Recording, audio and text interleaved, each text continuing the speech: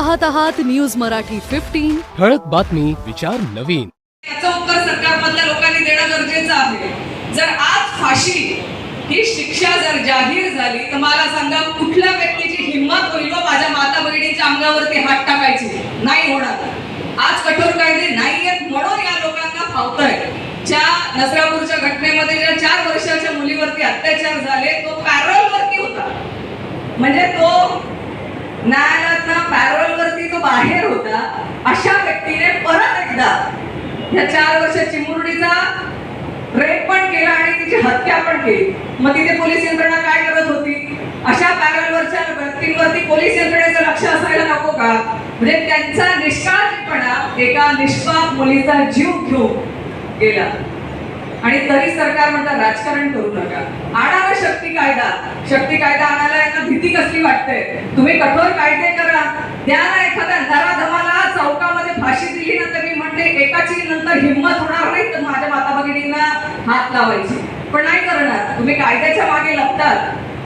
आज जर तुम्ही म्हणताय की तुम्ही फास्ट ट्रॅक कोर्टामध्ये हे केस जाणार आहे तर शशिकांत शिंदे साहेब माझं स्वतः म्हणणं आहे की हे जे म्हणतात आम्ही फास्ट ट्रॅक कोर्टात चालवणार आहे केस, आम्ही त्याच्यावरती जे गुन्हे नोंद करणार आहे.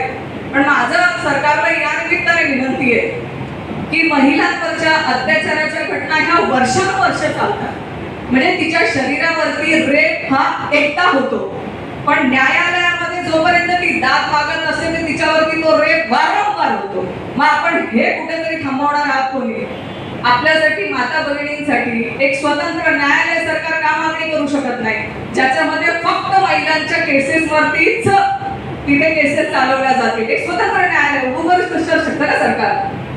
फार मोठं त्याला काही अडचण आहे असं वाटत नाही मला. सरकारने ती एक स्वतंत्र न्याय व्यवस्था फक्त महिलांच्या गुन्ह्यांसंदर्भामध्ये सोडवण्यासाठी एक स्वतंत्र न्यायालय सरकार उभं करू शकते, त्यासाठी प्रयत्न करू शकते जर त्यांना खरंच महिलांना संरक्षण द्यायचं असेल आणि त्यांना न्याय मिळवून द्यायचा असेल तर.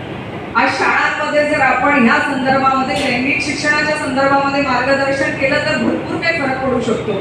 लहानपणीपासून मुलांमध्ये हे संस्कार रुजवणं आज गरजेचं आहे की एक स्त्री तिचा आदर सन्मान आपण राखायलाच हवा हे आज रुजवणं गरजेचं आहे. तेव्हा हे जे समाजामधले विकृत लोक आहेत ना, हे विकृत लोकांवरती कुठेतरी तो दबाव आणि ते सामाजिक प्रेशर तयार होईल.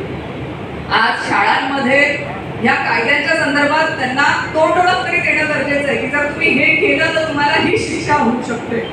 आज पळवाटा अनेक आहेत पण कायद्याच्या चौकटीमध्ये त्यांना कठोर शिक्षा या बदल करून सरकारने करणं गरजेचं आहे आणि असे अनेक पर्याय आम्ही याच्यामध्ये सुचवू शकतो.